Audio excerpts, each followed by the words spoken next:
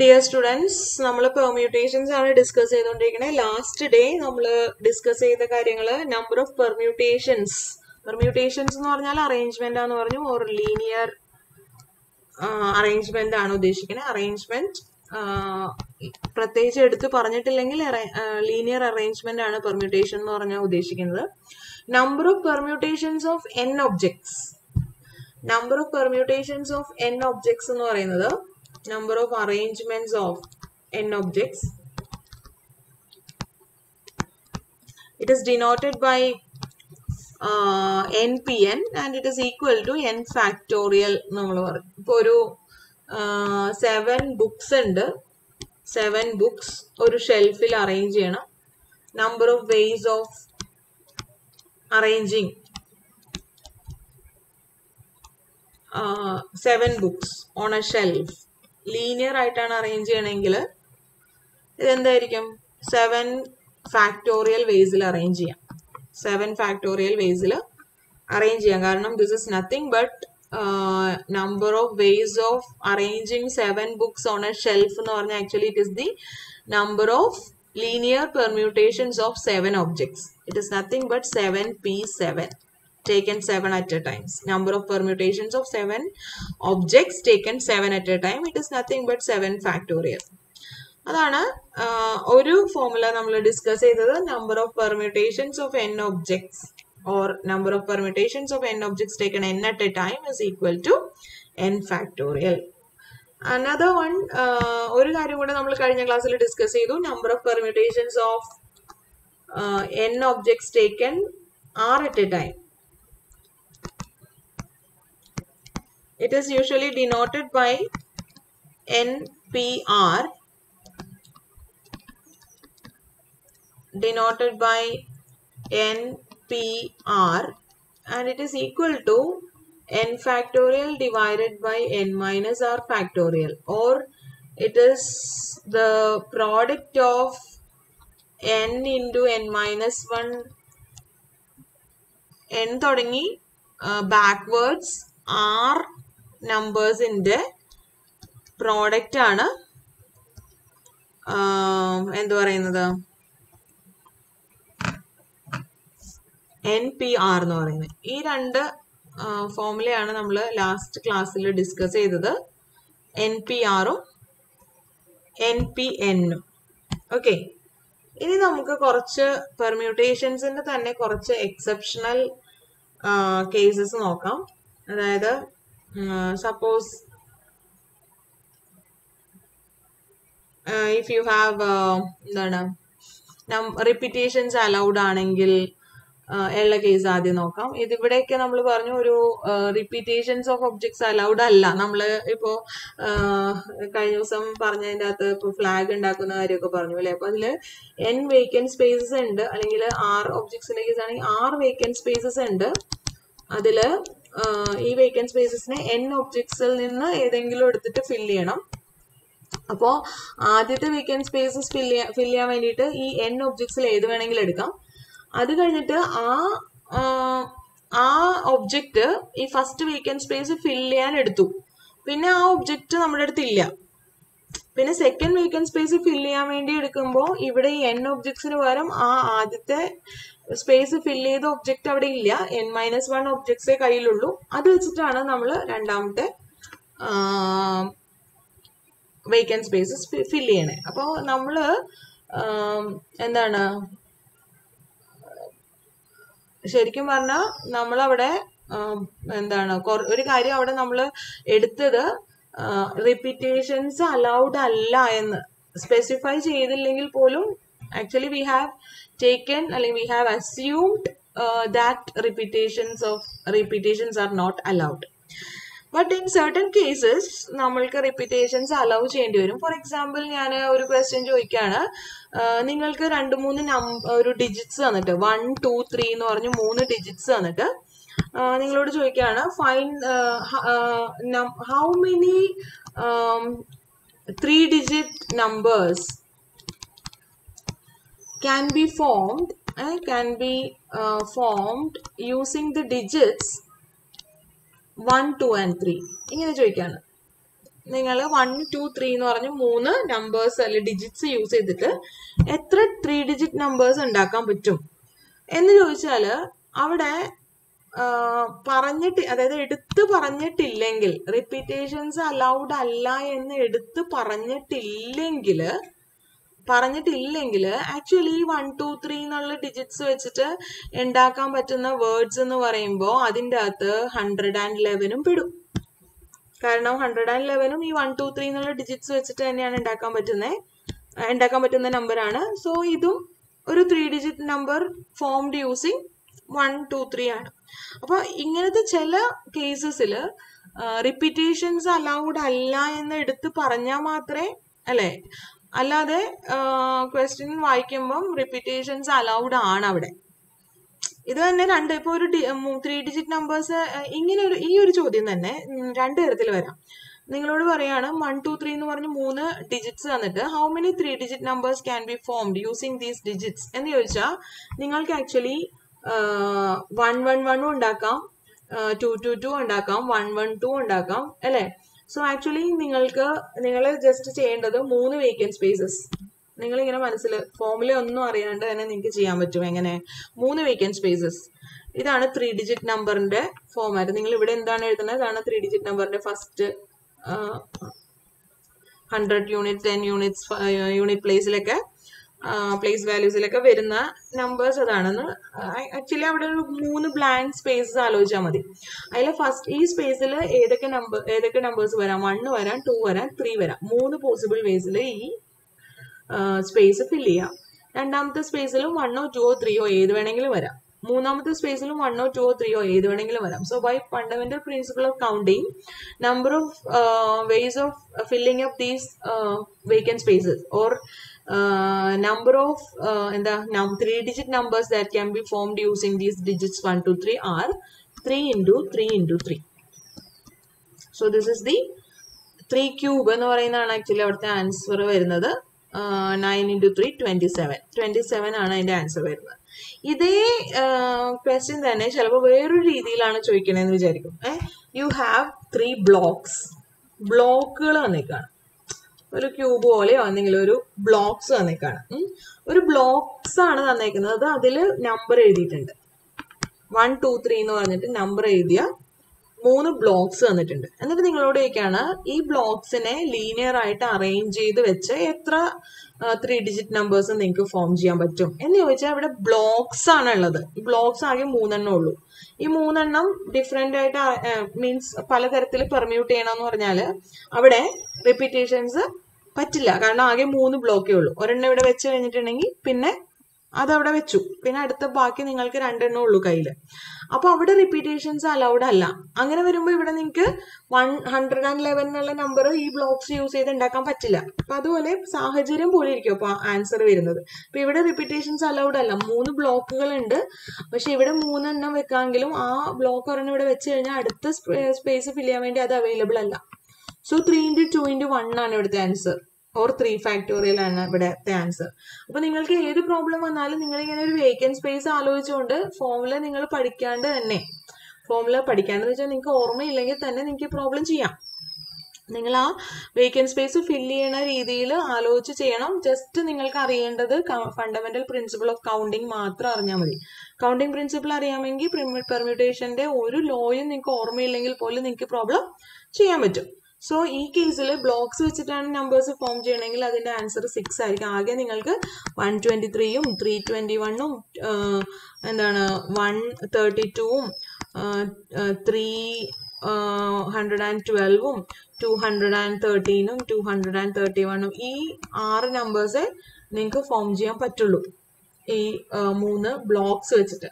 അതേസമയം repetitions allowed ആണെങ്കിൽ you can form 27 3 digit numbers. അപ്പൊ ആദ്യം ഞാൻ പറയാൻ വന്ന എക്സെപ്ഷണൽ കേസസ്, സ്പെഷ്യൽ കേസസ് എന്ന് പറയാം അല്ലെ. എക്സെപ്ഷണൽ കേസസ് എന്ന് പറയുന്നതിനേക്കാളും സ്പെഷ്യൽ കേസസ്, 2-3 സ്പെഷ്യൽ കേസസ് ആണ് പറയാൻ വന്നത്. സ്പെഷ്യൽ കേസസ് എന്ന് പറയുമ്പോൾ ഒന്ന്, number of permutations of n objects taken r at a time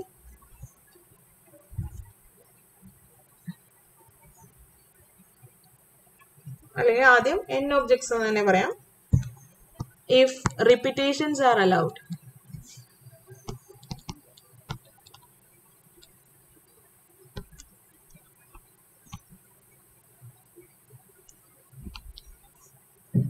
എന്താണ്? This is same as number of ways of filling up n vacant spaces using n objects if the repetitions are allowed. അപ്പോൾ നിങ്ങൾക്ക് vacant spaces ആയിട്ട് ആലോചിക്കാം. You have n objects, so you have n vacant spaces. First space, second space, third space. അങ്ങനെ n vacant spaces are the first space fill ചെയ്യാനായിട്ട് you can use any of the n objects. And repetition allowed ആയതുകൊണ്ട് ഈ n objects തന്നെയും second space fill ചെയ്യാനും എടുക്കാം, third space ഫിൽ ചെയ്യാൻ എടുക്കാം, etcetera nth space ഫിൽ ചെയ്യാനും എടുക്കാം. അങ്ങനെയാണെങ്കിൽ by fundamental principle of counting this is equal to n raised to n, n into etc. n times. So n raised to n വരും. ഇത് തന്നെ r objects ഉണ്ടായിരുന്നുള്ളെങ്കിലോ number of permutations of n objects taken r at a time if repetitions are allowed.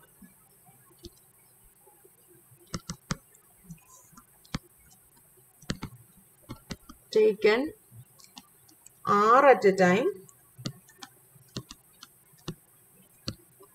if repetitions are allowed.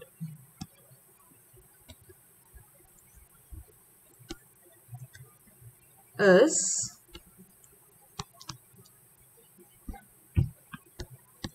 നിങ്ങൾ ആലോചിക്കുക, r vacant spaces ഉള്ളൂ, കാരണം r objects ആണ് at a time എടുക്കുന്നുള്ളൂ. First space, second space, third space, etc. r vacant spaces are there. You have n objects. First space fill ചെയ്യാൻ വേണ്ടി n objects ഏത് വേണമെങ്കിലും എടുക്കാം. Repetitions allowed ആണ്, അപ്പോൾ സെക്കൻഡ് സ്പേസിലും n possible ways ഉണ്ട്. അങ്ങനെ r vacant spaceും fill ചെയ്യാനായിട്ട് there are n different possible ways. So multiply ചെയ്ത് കഴിഞ്ഞാൽ by fundamental principle of counting, number of permutations അല്ലെങ്കിൽ number of different ways of arranging this n objects taken r at a time. എന്ന് പറയുന്നത് if repetitions are allowed, it is n into etc. into n r times first space, second space, etc. rth spaceലും n. അപ്പോൾ n into n etc. r times, that is n raised to r ആണ് അവിടെ വരുന്നത്. Okay, ഇതുപോലെ വേറൊരു special case പറയാം. Suppose ചില കേസിൽ ഒരേ ഒബ്ജക്റ്റ് തന്നെ ഒരേ ടൈപ്പ് ഓഫ് ഒബ്ജക്ട്സ് വരും. ഫോർ എക്സാമ്പിൾ, ഇപ്പൊ നേരത്തെ നമ്മൾ പറഞ്ഞു ഡിജിറ്റ്സിന്റെ ബ്ലോക്സ് ഉണ്ട് എന്ന് പറഞ്ഞു അല്ലെ. 1 2 3 എന്ന് പറഞ്ഞിട്ട് ബ്ലോക്സ് ഉണ്ട്. ഇത് അറേഞ്ച് ചെയ്തിട്ട് എത്ര 3 ഡിജിറ്റ് നമ്പേഴ്സ് ഉണ്ടാക്കാൻ പറ്റുമെന്ന് ചോദിച്ചു അല്ലെ. അപ്പൊ അതിൽ സപ്പോസ് ഞാൻ പറയാണ്, അപ്പൊ അതിൽ 6 നമ്പേഴ്സ് ഉണ്ടാക്കാൻ പറ്റി നമുക്ക്. 123 എന്നൊക്കെ പറഞ്ഞിട്ട് 6 നമ്പേഴ്സ് ഉണ്ടാക്കാൻ പറ്റി. ഈ ഡിജിറ്റ്സിന് പകരം സപ്പോസ് ഈ ബ്ലോക്സിന് പകരം സപ്പോസ് നമുക്ക് ഉണ്ടായിരുന്ന ബ്ലോക്സിൽ 2 ബ്ലോക്കിൽ 1 തന്നെയായിരുന്നു എന്ന് വിചാരിക്കും.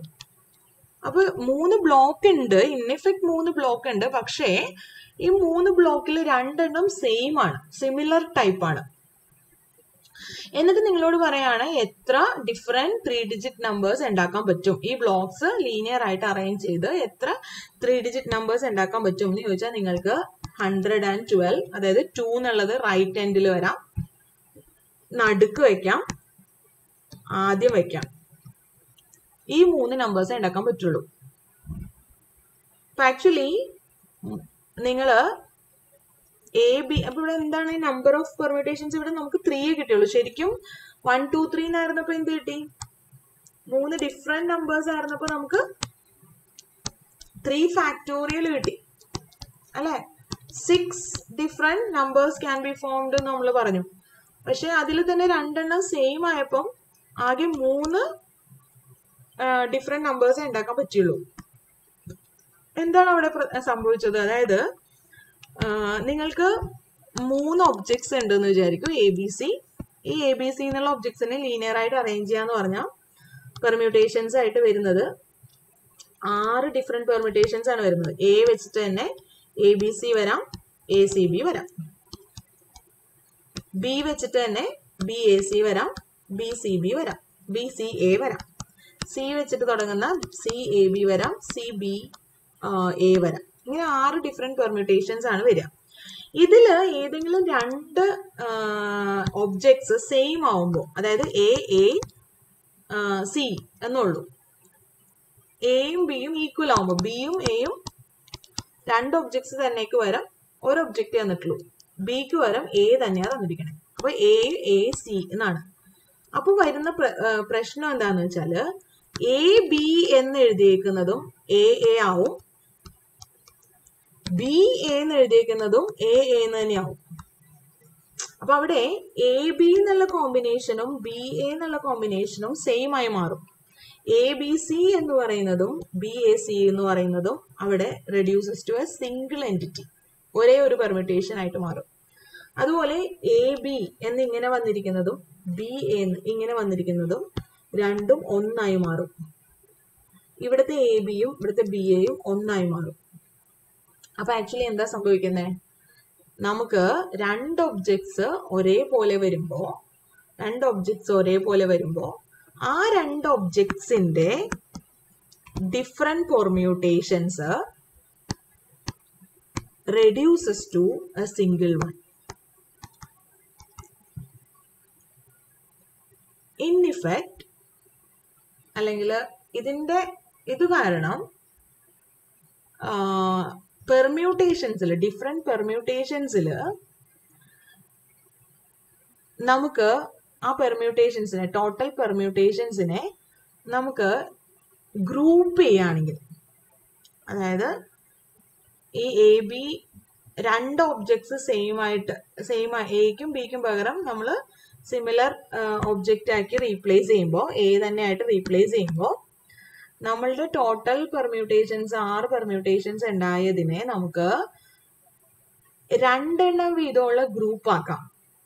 ഇൻ വിച്ച് ഈ എ ബിയും ബി എ എന്നുള്ള രണ്ട് പെർമ്യൂട്ടേഷൻ വന്നിരിക്കുന്ന ഒരേ സ്പേസിൽ വന്നിരിക്കുന്ന ഈ രണ്ടെണ്ണം വീതമുള്ള ഗ്രൂപ്പുകളാക്കിയാൽ ഈ ഓരോ ഗ്രൂപ്പും, ഈ രണ്ടെണ്ണം വീതമുള്ള ഓരോ ഗ്രൂപ്പും reduces to a single permutation in the എന്താ പറയാ നമ്മൾ റിക്വയർഡ് കേസ്. ഓക്കെ, അതായത് എക്സാക്ട്ലി ഹാഫ് ആയിട്ട് രണ്ട് പെർമ്യൂട്ടേഷന്റെ ഗ്രൂപ്പുകളാക്കിയിട്ട് ഓരോ ഗ്രൂപ്പിനെയും കറസ്പോണ്ട് ചെയ്തിട്ട് ഒരു സിംഗിൾ പെർമ്യൂട്ടേഷൻ ആയിട്ട് റെഡ്യൂസ് ചെയ്യണു എന്ന് പറഞ്ഞാൽ എക്സാക്ട്ലി ഹാഫ് ദ നമ്പർ പെർമ്യൂട്ടേഷൻസേ ഉണ്ടാവുള്ളൂ when these two objects R of same kind, ഒന്ന് തന്നെ ആക്കുമ്പോൾ. മനസ്സിലാവുണ്ടെന്ന് വിചാരിക്കണോ? അല്ല, ഇപ്പൊ ഞാൻ 4 suppose A B C D എന്ന് പറഞ്ഞ് 4 ഒബ്ജക്ട്സ് ഉണ്ടായിരുന്നു. ഈ 4 ഒബ്ജക്ട്സിനെ അറേഞ്ച് ചെയ്യുവാണെങ്കിൽ ആക്ച്വലി എത്ര പെർമ്യൂട്ടേഷൻസ് ഉണ്ടാവും? 4 ഫാക്ടോറിയൽ, അതായത് 24 പെർമ്യൂട്ടേഷൻസ് ഉണ്ടാവും. ഈ 24 പെർമ്യൂട്ടേഷൻസിൽ ഞാൻ എ ബി സി ഡി എന്നുള്ളതിന് പകരം എ സി ഡി എന്നാക്കിയാൽ what will happen? A C D എന്നാക്കിയാൽ ഈ എ ബി എന്നുള്ളതിനും ബി എ എന്നുള്ളതിനും ഒന്നായിട്ട് മാറും. അപ്പോ എല്ലാ പെർമ്യൂട്ടേഷൻസിനെയും നമ്മൾ ഈ രണ്ടെണ്ണം വീതമുള്ള ഗ്രൂപ്പുകളാക്കാൻ പറ്റും. സോ ദാറ്റ് ഓരോ ഗ്രൂപ്പിലും എ ബി എന്നുള്ളതും ബി എ എന്നുള്ളതും വരുന്ന ഓരോരോ ഗ്രൂപ്പ്, അതായത് എ ബി സി ഡി എന്നുള്ളതിനെയും ബി എ സി ഡി എന്നുള്ളതിനെയും കൂടി ഒരു ഗ്രൂപ്പ് ആക്കുന്നു. അതല്ല, എ സി ബി ഡി എന്നുള്ളതിനെയും ഈ എ ബിക്ക് പകരം തിരിച്ചിടുന്ന ബി സി എ ഡി എന്ന് വരുന്നതും ഒരു ഗ്രൂപ്പ് ആക്കുന്നു. ഇങ്ങനെ ഗ്രൂപ്പ് ചെയ്ത് കഴിഞ്ഞാൽ ഈ ഓരോന്നിനും കറസ്പോണ്ടിങ് ആയിട്ട് സിംഗിൾ പെർമ്യൂട്ടേഷൻസേ വരുള്ളൂ. ഈ ഒരു എയും ബിയും reduces to similar object A തന്നെ ആവുമ്പോൾ ഈ രണ്ടെണ്ണം വീതമുള്ളതിന് ഓരോന്നേ വരുള്ളൂ. അപ്പൊ നമുക്ക് എന്തോ ഒരു എക്സാക്ട്ലി ഹാഫ് ദ പെർമ്യൂട്ടേഷൻസ് ഉണ്ടാവുള്ളൂ. അപ്പൊ ഇതിന്റെ ആൻസർ വരുന്നത്, നമ്പർ ഓഫ് പെർമ്യൂട്ടേഷൻസ് വരുന്നത് എന്തായിരിക്കും വരിക? ഹാഫ് വരുള്ളൂ അല്ലെ? അതായത് 24 ഡിവൈഡഡ് ബൈ 2 12 പെർമ്യൂട്ടേഷൻസ് ഉണ്ടാവുള്ളൂ. സപ്പോസ് എ ബി സിയില് എ സിക്ക് പകരവും എ തന്നെ ആക്കിയെന്ന് വിചാരിക്കും. എ ബി സിയില് എ ബി സിക്ക് 3നും പകരം എ തന്നെ ആക്കി. അപ്പൊ എത്ര പെർമ്യൂട്ടേഷൻസ് ആക്ച്വലി ഉണ്ടാവും? നമുക്ക് ആലോചിച്ചാൽ തന്നെ അറിയാം. ഈ ഡി എന്നുള്ളത് ഒന്നെങ്കിൽ ഇങ്ങേ അറ്റത്ത് വരാം, ഒന്ന് മൂന്നാമതായിട്ട് വരാം, വേറൊന്ന് രണ്ടാമതായിട്ട് വരാം, വേറൊന്ന് ആദ്യം വരാം, വേറൊന്ന്. ഇത്രേ ഉള്ളൂ, 4 പെർമ്യൂട്ടേഷനേ ഉള്ളൂ. അപ്പൊ അത് ആക്ച്വലി എന്താ സംഭവിച്ചത് ഈ 3 ഒബ്ജക്ട്സിന്റെ പെർമ്യൂട്ടേഷൻസ്, ഈ 3 ഒബ്ജക്ട്സ് എ ബി സിയുടെ ഡിഫറെന്റ് പെർമ്യൂട്ടേഷൻസ്, 6 ഡിഫറെന്റ് പെർമ്യൂട്ടേഷൻസ് എന്തായിരുന്നു? A B C B, A B C, A C B അല്ലെ, B A C, B C A, C A B, C B A, ഈ 6 different പെർമ്യൂട്ടേഷൻസും ഒന്നായി മാറും, A A A ആയി മാറും. അതായത് ഈ 24 പെർമ്യൂട്ടേഷൻസില്, ഈ 24 പെർമ്യൂട്ടേഷൻസ് നമ്മളിങ്ങനെ എഴുതിയേക്കണതില് 6 എണ്ണം വീതമുള്ള 4 ഗ്രൂപ്പ് ആക്കാൻ പറ്റും. 6 എണ്ണം വീതമുള്ള 4 group, A B C D, okay, A C B D, B C A D, B A C D, C A B D, C A B D, C B A D, ഇതെല്ലാത്തിനും പകരം ഒരേ ഒരു പെർമ്യൂട്ടേഷനേ വരുള്ളൂ, A A A D. അതുപോലെ ഡിന്റെ space മാറിയിട്ടുള്ള A D B സിയോ, A D B C എന്ന് പറയണതും ഇതെല്ലാം ഒരേപോലെ വരും. എ ഡി സി ബി എന്ന് പറയണതും ഇനി ഈ പ്ലേസ് മാറ്റിയിട്ട് എ ബി സി മാറ്റിയിട്ട് വേറെ അങ്ങോട്ടും ഇങ്ങോട്ടൊക്കെ പെർമിറ്റ് ചെയ്ത് വരണ 6 എണ്ണം, 3, 4, 5, 6 എണ്ണം, അതിന് വേറെ ഒരെണ്ണം വരുള്ളൂ. വീണ്ടും വരണ 6 എണ്ണത്തിന് പകരം ഒരെണ്ണം, വീണ്ടും വരണ 6 എണ്ണത്തിന് പകരം ഒരെണ്ണം, അങ്ങനെ ആകെ 4 പെർമ്യൂട്ടേഷനേ വരുള്ളൂ. ആക്ച്വലി എന്താ സംഭവിച്ചേ? ഒരേ കൈൻഡ് ഉള്ള ഒബ്ജക്ട്സ് വരുമ്പോ ഇഫ് യു ഹാവ്, ഇപ്പൊ നിങ്ങൾക്ക് നേരത്തെ പറഞ്ഞ പോലെ n ഒബ്ജക്ട്സ് ഉണ്ടായിരുന്നു, ആക്ച്വലി n ഒബ്ജക്ട്സ് ഉണ്ടായിരുന്നു എന്ന് വിചാരിക്കാം. n ഒബ്ജക്ട്സിന്റെ നമ്പർ ഓഫ് പെർമ്യൂട്ടേഷൻസ് എത്രയാണ്? n ഫാക്ടോറിയൽ ആണ്. സപ്പോസ് ഈ n ഒബ്ജക്ട്സിൽ 6 എണ്ണം ഒരേ കൈൻഡ് ആണ്, 6 എണ്ണം ഒരേ കൈൻഡില് സെയിം കൈൻഡ് ഒബ്ജക്ട്സ് ആണെന്ന് വിചാരിക്കാം. അങ്ങനെയാണെങ്കിൽ ഈ 6 ഒബ്ജക്ട്സിനെ ആക്ച്വലി എത്ര തരത്തിൽ പെർമ്യൂട്ട് ചെയ്യാം? r ഫാക്ടോറിയൽ വേസിൽ പെർമ്യൂട്ട് ചെയ്യാം. ഈ r ഫാക്ടോറിയൽ പെർമ്യൂട്ടേഷൻസും reduces to a single one.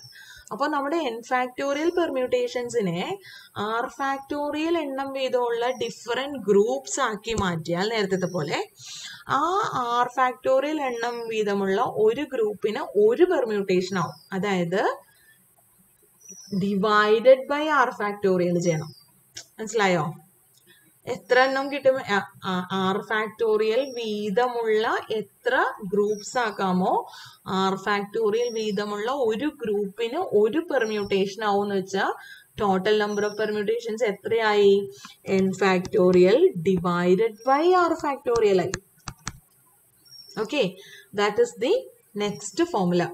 Okay, അത് ചില സമയത്ത് അത് ഉപയോഗിക്കേണ്ടി വരും. അതായത് ഫോർ എക്സാമ്പിൾ ചോദിച്ചാൽ എന്താ പറയാ, ഇപ്പൊ നമ്മള് ഡിജിറ്റ്സിന്റെ കേസിൽ ഒരു എക്സാമ്പിൾ പറഞ്ഞു. കണ്ടോ, ഇവിടെ വന്ന ആൻസർ ശരിയാണോ നോക്കുകയാണെങ്കിൽ നോക്കാം.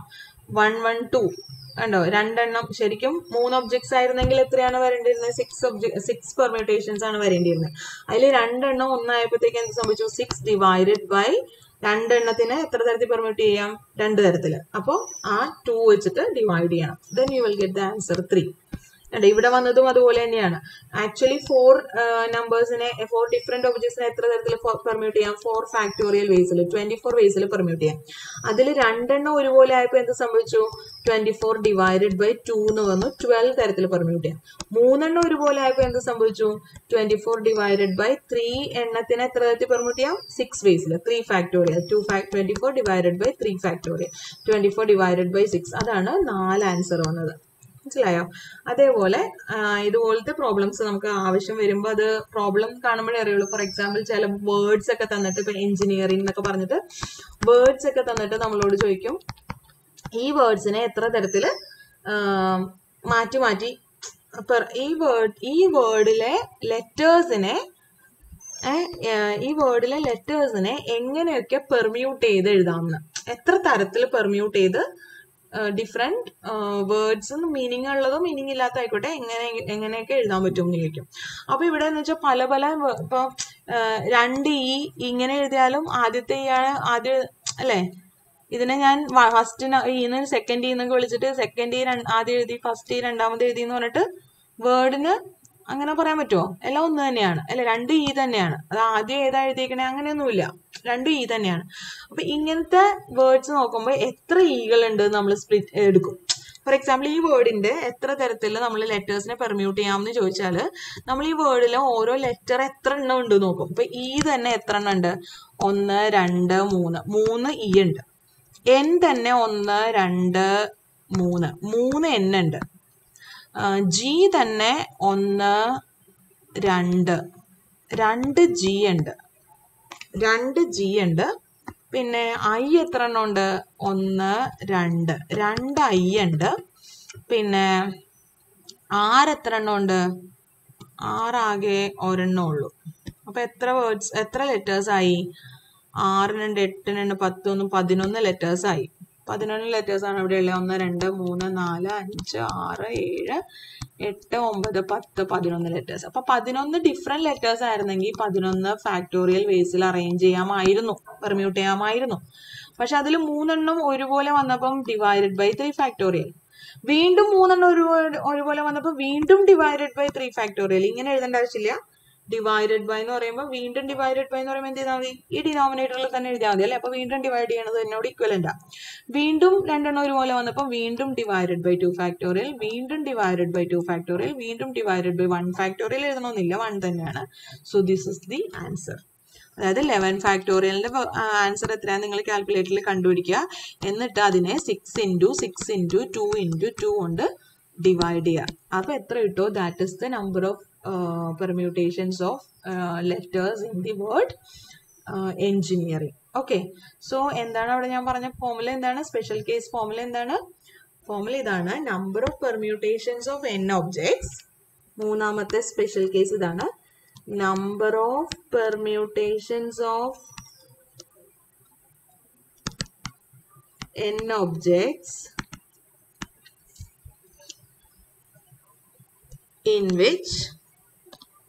in which R1 are of same kind,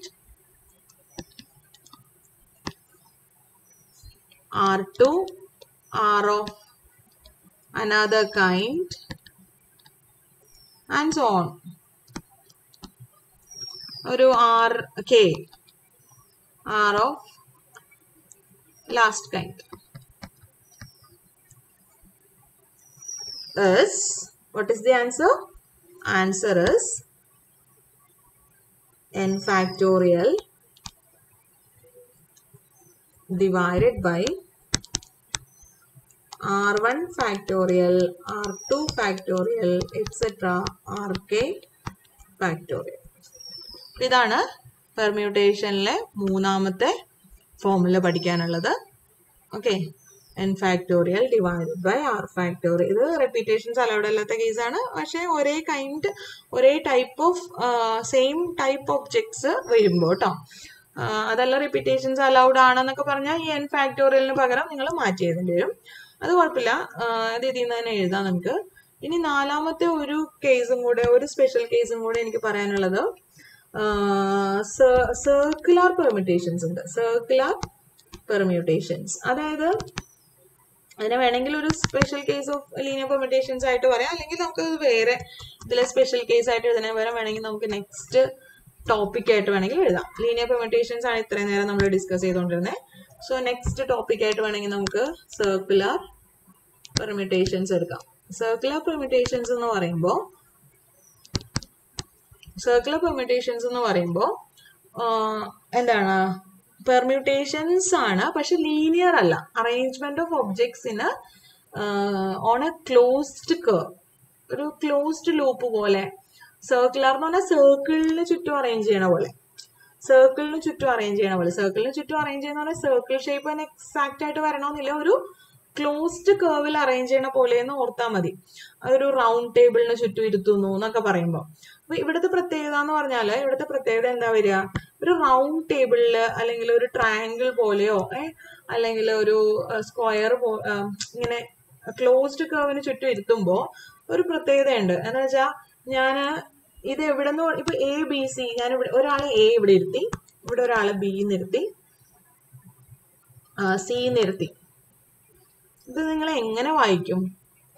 നിങ്ങൾ എവിടെ നിന്ന് തുടങ്ങിയാ വായിക്കാൻ തുടങ്ങണതിനനുസരിച്ച് ഇതിനെ നിങ്ങൾക്ക് വേണമെങ്കിൽ എ ബി സി എന്ന് വായിക്കാം, അല്ലെ? ഞാൻ ഇത് വായിക്കുന്നത് ഇവിടെ നിന്ന് തുടങ്ങി കൗണ്ടർ ക്ലോക്ക് വൈസ് അല്ല ക്ലോക്ക് വൈസ് ഡിറക്ഷനിലാണ് വായിക്കുന്നതെങ്കിൽ എ ബി സി എന്ന് വായിക്കാം. ക്ലോക്ക് വൈസ് ഡിറക്ഷനിൽ തന്നെ ഞാൻ ഇവിടെ നിന്ന് തുടങ്ങിയാണ് വായിക്കണമെങ്കിൽ ബി സി എ എന്ന് വായിക്കാം. സി എന്ന് തുടങ്ങിയാൽ വായിക്കണമെങ്കിൽ സി എ ബി എന്ന് വായിക്കാം. പലതരത്തിൽ വായിക്കാം അല്ലെ? അപ്പൊ എവിടെ നിന്ന് തുടങ്ങിയാൽ വായിക്കണേ, അതുപോലെ ഏത് ഡിറക്ഷൻ ആണെന്നനുസരിച്ചിരിക്കും. അപ്പൊ നമ്മൾ ആദ്യം ഒരു ഡിറക്ഷൻ സ്പെസിഫൈ ചെയ്യാം. എങ്ങനെയാ ഞാൻ വായിക്കാൻ പോണേ? ക്ലോക്ക് വൈസ് ഡിറക്ഷനിലാണ് ഞാൻ വായിക്കാൻ പോണെങ്കിൽ ഈ എ ബി സി എന്ന് വായിക്കാം, സി എ ബി എന്ന് വായിക്കാം, ബി സി എന്ന് വായിക്കാം.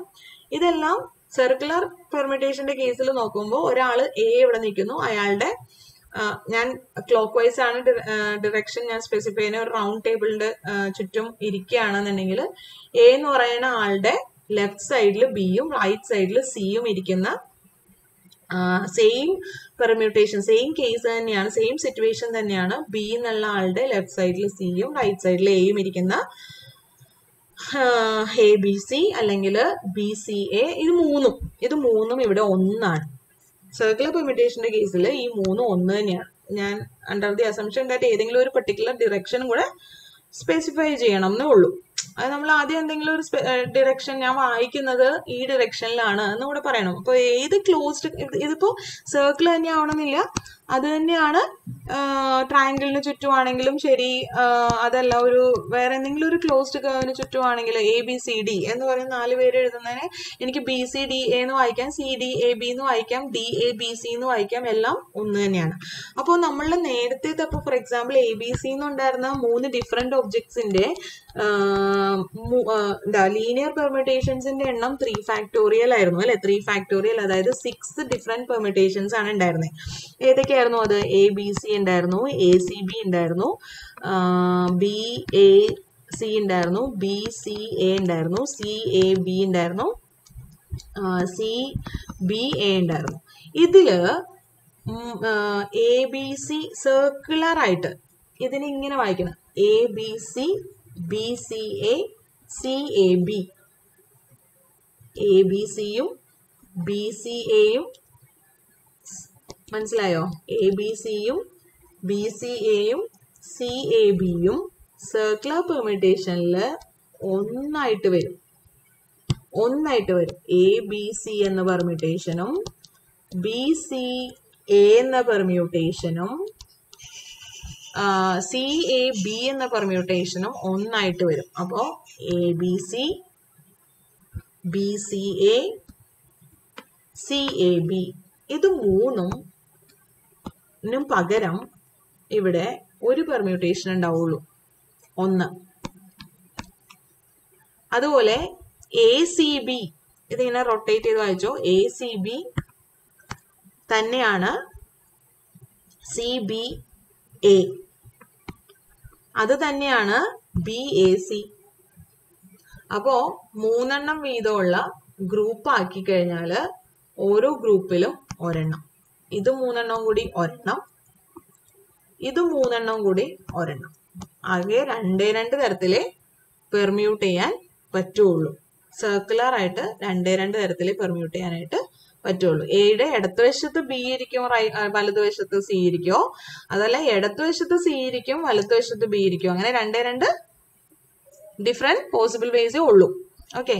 അതുപോലെ എ ബി സി ഡി എന്ന് പറഞ്ഞ് 4 ഒബ്ജക്ട്സ് ഉണ്ടായിരുന്നെങ്കിൽ A B C D actually എത്ര തരത്തിൽ പെർമ്യൂട്ട് ചെയ്യാം?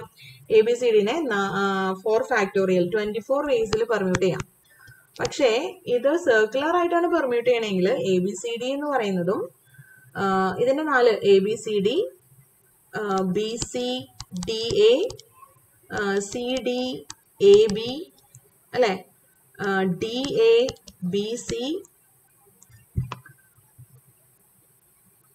ഇനി ഏതാണ്? ഇനിയില്ല, ഈ 4 വീതമുള്ള ഗ്രൂപ്പ് ഈ 4 എണ്ണത്തിന് പകരം 1 ആവും. വേറൊരു 4 എണ്ണം 1 ആവും. അതായത് ഈ 24 പെർമ്യൂട്ടേഷൻസിനെ നമ്മള് 4 എണ്ണം വീതമുള്ള എത്ര ഗ്രൂപ്പ് ആക്കാൻ പറ്റും?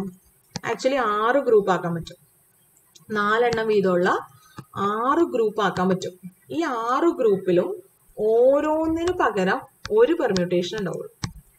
ഇവിടെ ഒരെണ്ണം, ഈ 4 എണ്ണം വീതമുള്ള 1, 2, 3, 4 എണ്ണത്തിന് പകരം ഒരെണ്ണം, ഇവിടെ 4 എണ്ണത്തിന് പകരം ഒരെണ്ണം, ഇവിടെ 4 എണ്ണത്തിന് പകരം ഒരെണ്ണം. അതായത് ആകെ 6 പെർമ്യൂട്ടേഷനെ സർക്കുലറിൽ ഉള്ളൂ. അതായത് ഇതിനൊരു ജനറൽ ഫോർമുല എങ്ങനെ പറയും? ജനറൽ ഫോർമുല ഇങ്ങനെ പറയാം. ഒരു n ഡിഫറെന്റ് ഒബ്ജക്ട്സ് ഉണ്ടായിരുന്ന ഒരു സർക്കുലർ പെർമ്യൂട്ടേഷൻ വരുമ്പോൾ n ഡിഫറെന്റ് ഒബ്ജക്ട്സ് ഉണ്ടായിരുന്നു. n ഒബ്ജക്ട്സ് ഉണ്ടായിരുന്നു. ഈ n ഒബ്ജക്ട്സിന് സർക്കുലർ ആയിട്ടാണ് അറേഞ്ച് ചെയ്യണമെങ്കിൽ n ഫാക്ടോറിയലില് ഈ n ഒബ്ജക്ട്സിനെ ഞാനിവിടെ 1, 2, 3, 4 അങ്ങനെ n എന്നുള്ളതിനെ 2, 3, 4, 5 എക്സെട്ര n 1 വേറെ ഒരു തരത്തിൽ എഴുതാം. 3, 4, 5, 6 എക്സെട്ര n 1, 2 ഇങ്ങനെ സർക്കുലർ ആയിട്ട് n തരത്തിൽ എഴുതാൻ പറ്റും. അതായത് ഈ എണ്ണം വീതമുള്ള ഗ്രൂപ്പുകൾക്ക് കറസ്പോണ്ടിങ് ആയിട്ട് ഒരെണ്ണമായിട്ട് മാറും. n different permutations reduces to one singular permutation in circular permutation. മനസ്സിലായോ? അപ്പൊ n ഫാക്ടോറിയൽ ലീനിയർ പെർമ്യൂട്ടേഷൻസിൽ ഓരോ n എണ്ണം വീതമുള്ള ഗ്രൂപ്പും each n linear permutations, a set of n linear permutations reduces to a single circular permutations. So number of circular permutations എന്ന് പറഞ്ഞാൽ n ഫാക്ടോറിയലിലെ n ഗ്രൂപ്പ്സിനും n എണ്ണം വീതമുള്ള ഗ്രൂപ്പ്സിനും ഓരോന്നിനും കറസ്പോണ്ടിങ് ആയിട്ട് ഒരെണ്ണം എന്ന് പറഞ്ഞാൽ n വെച്ച് ഡിവൈഡ് ചെയ്യണം. എത്ര ഗ്രൂപ്പ്സ് ഉണ്ടാവും? n factorial divided by n. ആ ഓരോ ഗ്രൂപ്പിനും ഓരോ പെർമ്യൂട്ടേഷൻ ഉണ്ടാവുള്ളൂ. Actually it is n factorial divided by n ആണ്. അല്ലെങ്കിൽ നമുക്ക് n-1 ഫാക്ടോറിയൽ എന്ന് വേണമെങ്കിൽ എഴുതാം. കാരണം n ഫാക്ടോറിയൽ എന്ന് പറഞ്ഞാൽ n into n-1 into etcetera into 1 ആണ്. അതിനെ വേണമെങ്കിൽ നമുക്ക് എങ്ങനെ എഴുതാം? n factorial എന്ന് പറഞ്ഞാൽ I can write this as n into n-1 into etc into 1 divided by n എന്ന് പറയുമ്പോൾ n കട്ട് ചെയ്ത് പോയിട്ട് ബാക്കി n-1 into n-2 into etc into 1 which is nothing but n-1 factorial. So circular permutations ന്റെ എണ്ണം ഇതാണ്, formula ഇതാണ്. number of circular permutations of n objects. Okay, അപ്പോൾ ഞാൻ ഇവിടെ അങ്ങനെ തന്നെ എഴുതാം. number of circular permutations of n objects is nothing but അതിന് നൊട്ടേഷൻ ഒന്നും എഴുതാനില്ല. ആ ഒബ്ജക്ട്സിന്റെ എണ്ണം I can write it as n factorial by n or it is n-1 factorial. So ഇത്രയാണ്. ഇപ്പോൾ ഒരു 7 പേരെ ഒരു സർക്കുലർ ടേബിളിന് ചുറ്റും എത്ര തരത്തിൽ അറേഞ്ച് ചെയ്യാൻ പറ്റുമെന്ന് ചോദിച്ചാൽ 7 ഫാക്ടോറിയൽ അല്ല, ഷെൽഫിലാണ് അല്ലെങ്കിൽ ഒരു ലീനിയർ ആയിട്ട് ലൈനിൽ ഇരുത്താനാണ് ആൾക്കാരെങ്കിൽ അത് 7 ഫാക്ടോറിയൽ ബേസിൽ ഇരുത്താൻ പറ്റും. പക്ഷെ അത് സർക്കുലർ അല്ലെങ്കിൽ ഒരു ക്ലോസ്ഡ് കർവിന് ചുറ്റും ഇരുത്താന്ന് പറഞ്ഞു കഴിഞ്ഞാൽ 7 ഫാക്ടോറിയൽ ഇല്ല, പിന്നെയോ 6 ഫാക്ടോറിയൽ ബേസിലേ ഇരുത്താൻ പറ്റുള്ളൂ. That is the difference. So ഇന്നത്തേക്ക് ഇത് മതി അല്ലേ?